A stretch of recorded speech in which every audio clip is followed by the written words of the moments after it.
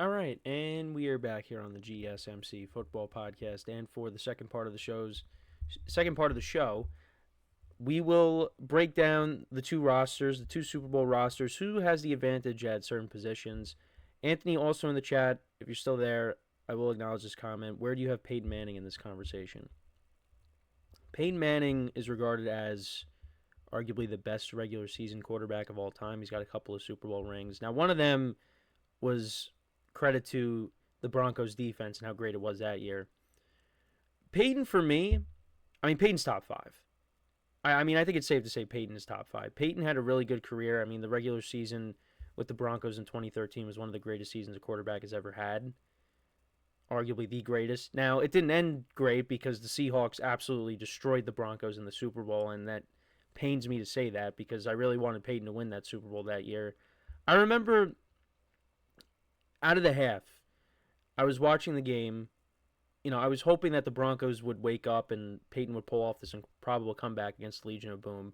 And then Percy Harvin just immediately returns the kick to start the second half, and they went up 29-0. And I was just like, yep, the game's over. There's no chance they're coming back. Even when it was 22-0, you kind of figured that was going to happen. But I was just hoping that the Broncos would pull something off. They did not.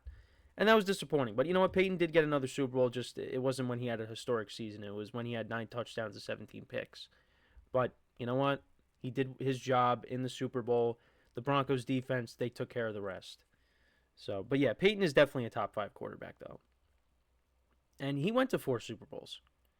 He had his chances against the Saints. I watched the highlights of that Super Bowl, I think yesterday or the other day. And, the Colts could have won that, but they unfortunately did not. But Peyton has 2, and like I said, he is regarded as the greatest regular season quarterback of all time. But he's top 5. So let's kind of go through these 2 Super Bowl rosters. Speaking of the Super Bowl, so I guess we'll start with the coach. I think Andy Reid has the advantage there between him and Nick Sirianni. Now, I've given Nick Sirianni all the credit in the world. Things weren't looking good for him last year or after last year with the collapse that the Eagles went through.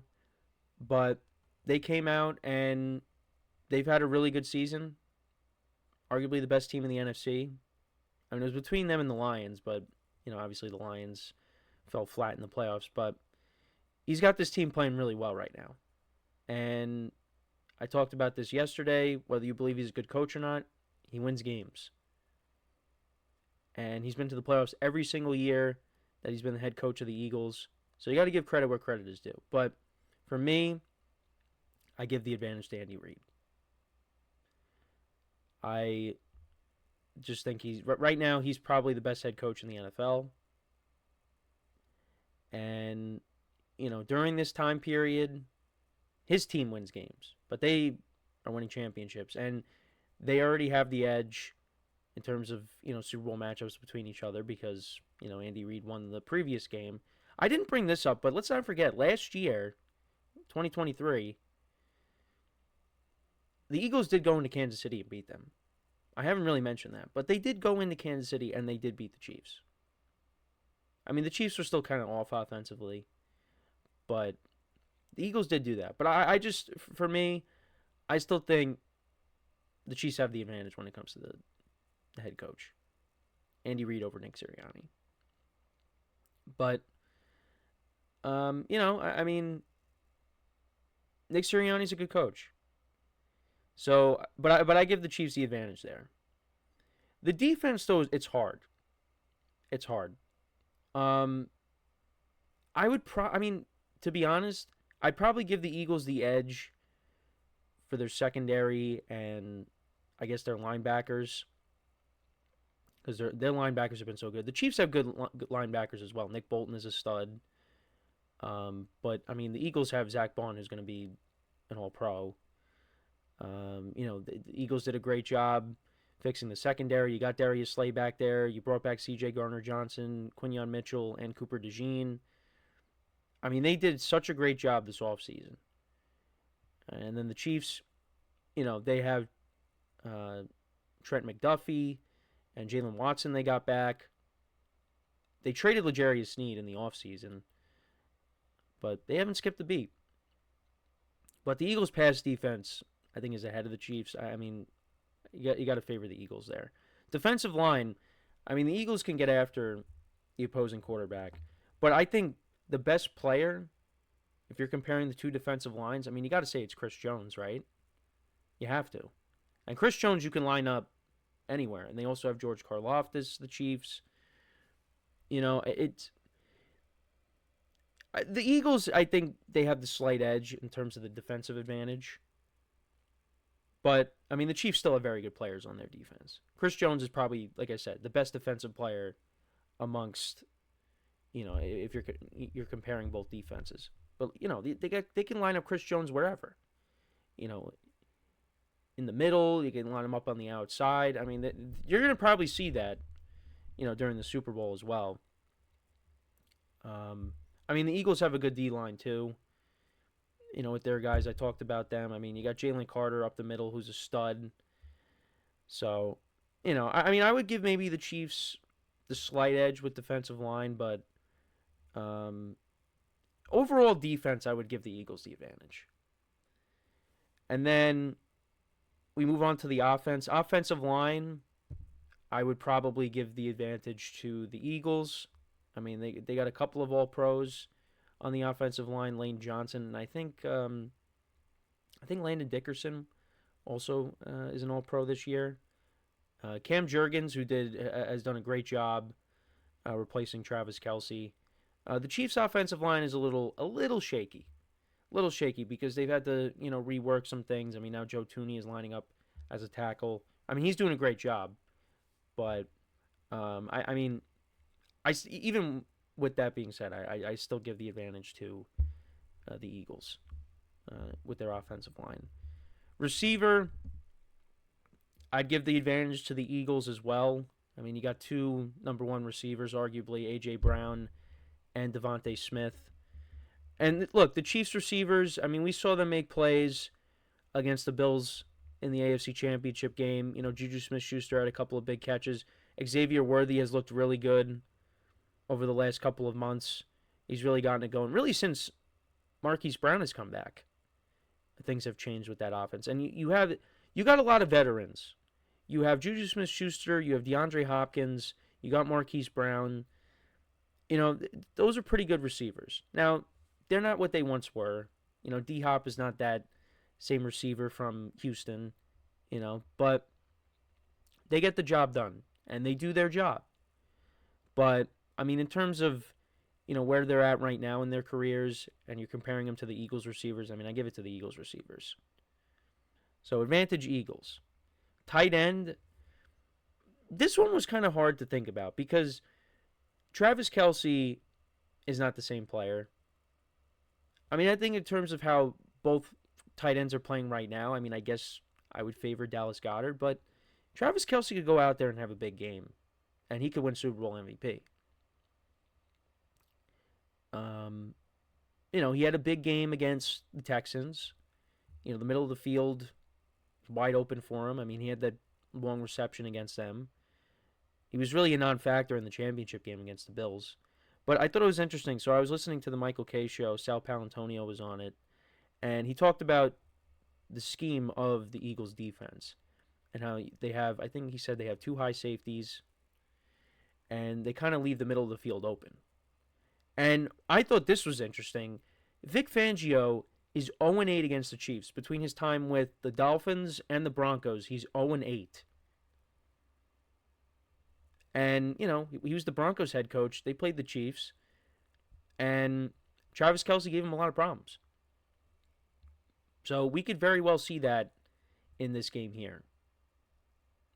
And if not, then Mahomes is going to have to look at other weapons to help him out. But I thought that was interesting. So maybe Kelce does have a big Super Bowl. I mean, I think in terms of resume, I mean, you're going to give it to Kelce. He's got that proven track record, the championship pedigree, all that. I mean, right now, I mean, I think the way they've both been playing, I mean, I would say Dallas Goedert has been the more consistent tight end of the two. I mean, I guess you would take Kelsey over Goddard because of what I just said, but who's going to have the bigger game? I mean, right now I would lean towards Goddard having a better game. I mean, I'll give the tight end though to. I mean, I guess I'll give the tight end spot to the Chiefs. Running back. I mean, come on, this one's very easy. It's the Eagles. Saquon Barkley. I think he's going to have a good game. We talked about the stats of the running backs from the previous Super Bowl a couple of times when they matched up. Saquon is going to have more yards than all three of those guys combined. Gainwell, Miles Sanders, Boston Scott. Saquon is going to have double it. Because I think they only had like 40-something yards rushing. Saquon is going to have more than that. He's going to have a big game. And no offense to Kareem Hunt and Isaiah Pacheco. Pacheco is still not right. Kareem Hunt has done a great job. But when we're comparing the two running games, I favor the Eagles there. And then we get to quarterback. It's Patrick Mahomes. Got to favor him, especially in these games. He's been there so many times. Now, Jalen Hurts has played well in the only Super Bowl that he has played in, and that was against the Chiefs a couple years ago. And I think he's going to have a good game as well. He's going to make his fair share of plays, but I can't go against Mahomes. I can't pick him over Mahomes in this. I can't. So when you look at it overall, I mean, the Eagles kind of... the Eagles win. The Eagles have the advantage in a lot of these categories. But I think the key categories, quarterback and head coach, that's what's going to make the difference in this game. The Eagles may have the better roster, I think, but the Chiefs have the better quarterback and they have the better coach. And I think that is going to play a humongous role in this matchup coming up on Sunday. So, like I said, the Eagles may have the advantage defensively. Receivers, running back, tight end is debatable, even though Kelsey might not be the same player. And we'll talk about him in a second, well, after we get back from our next break. But they got the advantage at quarterback, the Chiefs do, and head coach. And I just think that is going to be the difference on Sunday. But let me know what you guys think about the rosters. Like I said, I have been saying, these are the two best teams in football. It's even. But, the Eagles may have the advantage defensively, offensive line. But I just think, Mahomes is the equalizer. Andy Reid is the equalizer as well. So we'll see what happens. We will see what happens. But let me know what you guys think about the rosters. Where do you give...